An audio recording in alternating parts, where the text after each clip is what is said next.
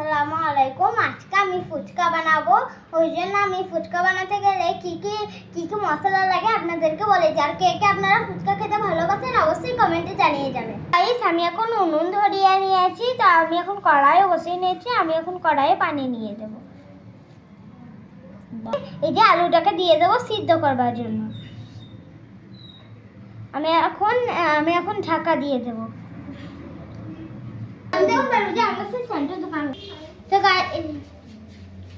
তো গাইস, আমি এখন এটা সিদ্ধ হয়ে গেছে।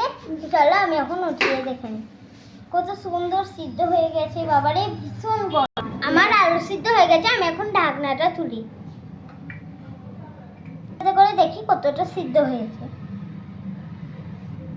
অনেকটা সিদ্ধ হয়ে গেছে। আমি এখন তুলে নিই। এখন আলুটা ছিলে নেবো।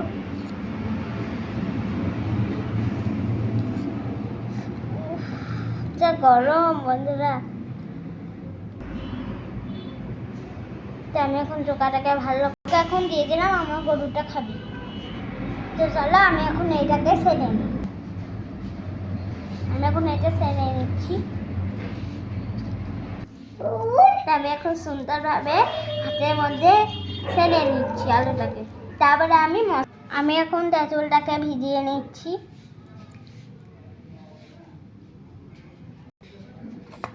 আমি এখনখানে কচুরে দেবো, তবে এটা তেঁতুলটা রসগুলো বেরিয়ে আসবে।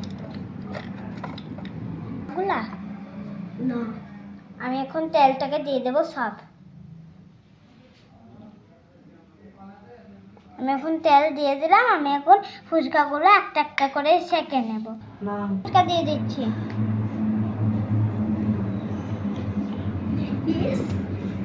আমার মতো ঘড়িতে কটা বেজে শুরু করবে কখন?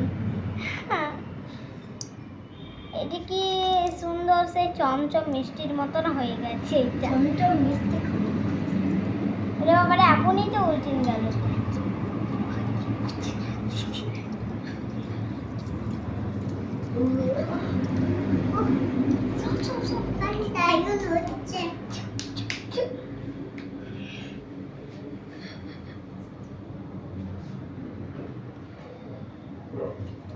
আমি এখন তুলে নেব।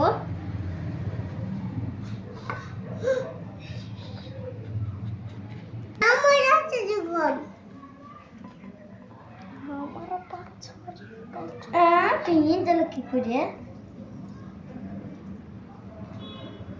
হয়ে গেছে গাইস। আমি এখন এটা তুলে নেব।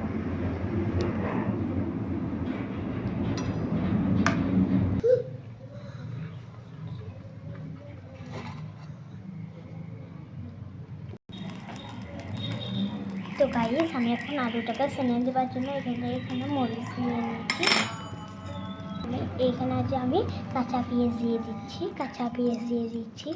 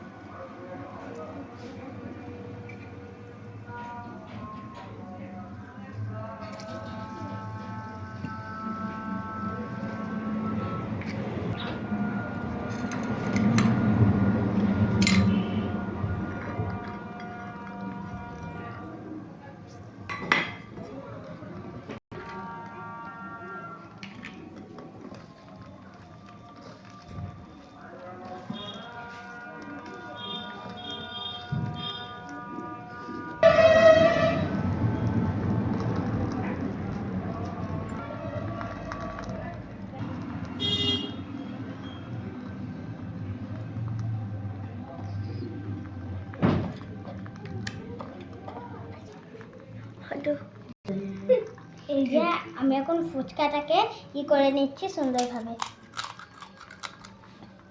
যে আলু ছানা ভরে দিচ্ছি খানিকটুকু।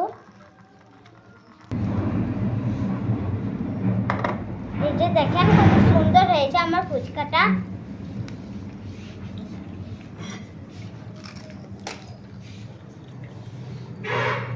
বন্ধুরা, দারুণ হয়েছে। আপনারা ট্রাই করে দেখবেন।